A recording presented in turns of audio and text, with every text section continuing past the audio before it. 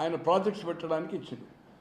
ఎక్కువ అమౌంట్ వచ్చింది అప్పుడు ముఖ్యమంత్రి ఉన్న జగన్మోహన్ రెడ్డి గారికి ఏదైతుందో 1700 చిల్లర ఏదైతుందో వచ్చినట్టుగా పత్రిక నేషనల్ ఛానల్లో కథనాలు 3-4 రోజుల నుంచి వచ్చింది. ఒరిజినల్గా నాకు హెల్త్ ప్రాబ్లమ్స్ ఉండి ఫాలో కాలేదనుకోండి, జస్ట్ రఫ్గా తెలుసుకునేది అవుతుందో ఏ ఒక్క పేపర్ చదవకుండా నాకుండే పరిజ్ఞానంతో ఈరోజు మీ ముందుకు వచ్చాను. అనుకోకుండా తెల్లవారు వరకు బస్సులో వచ్చాను. ఈ సబ్జెక్ట్ చెప్పొద్దు నేను, కానీ అనుకోని పరిస్థితిలో నేను ఢిల్లీకి చేశాను. 2 మీడియా మిత్రులు, ఒక లోకసభ సభ్యుడు, ఏ పార్టీ అని చెప్పండి. నిన్న మిథున్ రెడ్డి గారు, విజయసారథి రెడ్డి గారు, రాజ్యసభ అండ్ లోకసభ ఆఫ్ రాజంపేట్, మాకు కేంద్ర ప్రభుత్వం సంస్థ ద్వారా మేము ఎంతో అగ్రిమెంట్ చేసుకున్నాము, మాకు దీంట్లో ఎటువంటి లావాదేవీ లేదని చెప్పారట.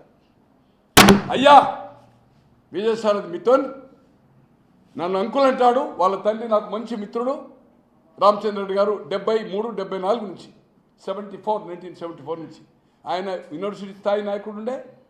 నేను కూడా కాలేజీ లెవెల్లో ఉంటే 2 ఉద్యమాల్లో 69 నుంచి 71 వరంగల్ నిజామాబాద్, 2వ ఉద్యమం ఆంధ్ర ఉద్యమం, జై ఆంధ్ర.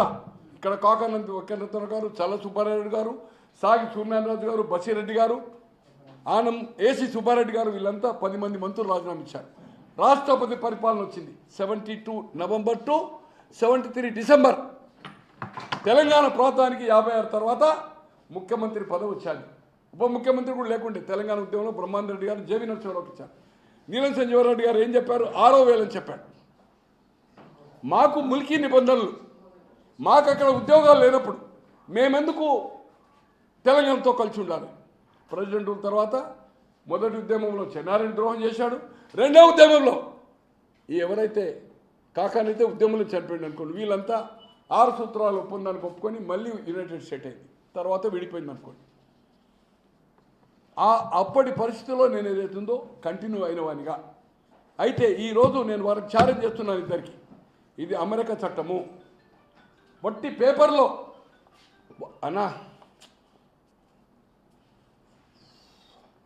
చాలా ప్లీజ్ సైలెంట్ మోడ్ అన్నా. మీరు ఏదైనా పని ఉంటే బయటకు పోయి మాట్లాడి, చాలా ఇబ్బంది ఉంటుంది నాకు. 20 ఏళ్ళకి వెళ్ళి మీరు ప్రింట్ ఉన్నప్పుడు ఎలక్ట్రానిక్, దయచేసి కోఆపరేట్ చేయండి. అయితే వాషింగ్టన్ పోస్ట్, న్యూయార్క్ టైమ్స్ వచ్చిందంటే వాళ్ళ తలకాయలు ఎగరవలసిందే. రిజైన్ చేస్తారు అంతే, పేపర్లు వచ్చిందంటే. అంటే నిబద్ధత గల ఎంటైర్ వరల్డ్లో అటువంటి సిస్టమ్ లేదు. చైనా అయితే అసలు మొత్తం సెన్సార్ అనుకోండి న్యూస్ కానీ. తో ఈరోజు ఎఫ్ఐఆర్ కాదు, ఛార్జ్షీట్ ఆల్మోస్ట్ ఆల్ టెలిఫోన్ల వర్షన్లో చేసింది ఏదైతుందో సుప్రీంకోర్టు అనుకుంటా న్యూయార్క్లో submit చేశాది.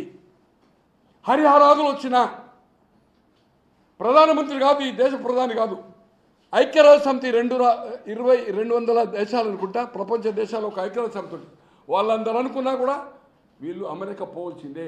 Country to country memorandum agreement ప్రకారము వాళ్ళొక ప్రాసెస్ ఉంటుంది, వాళ్ళు అడుగుతారు. ఈ ప్రభుత్వము వీళ్ళను వాళ్ళ హోమ్ల్యాండ్ సెక్యూరిటీ FBI వాళ్ళు వచ్చి హ్యాండ్ ఓవర్ చేయమంటారు. వీళ్ళని తీసుకుపోయి ఇంటరాగేషన్, శిక్ష పడుతుందా లేదా అని నేను చెప్పలేను. కానీ ఇద్దరు ఏదైతుందో అమెరికా కోర్టుకు పోవాల్సిందే. 3 నెలల, 2 నెలల, 6 నెలల. మోడీ గారు కూడా ఆపలేరు. ఆపే ప్రయత్నం చేస్తే relation US and Indian relations అదైతుంది. ఇట్లా అంటే డబ్బులు అక్కడ చేసి మనీ లాండరింగ్ చేస్తారు. తో ఇతను 1700 కోట్లు చేసినది క్లారిటీ వాళ్ళు చెప్పిన ప్రకారం. FBI, federal bureau of investigation, highest authority. ఇక్కడ ప్రభుత్వం వల్ల ప్రధానమంత్రి FBI పోతే ఇంటర్వ్యూస్ చేయరు. ఓన్లీ నువ్వేనా? ఇప్పుడు నిన్న పేపర్లో చెప్పారు నాకు, ఇక్కడ ఒక డెలిగేషన్ పంపుతుంది ఏపీ ప్రభుత్వం. నో, FBI డైరెక్ట్గా ఏదైతుందో కంప్లైంట్ తీసుకోదు, ఆఫీసులో ఇంటర్వ్యూ ఇవ్వది.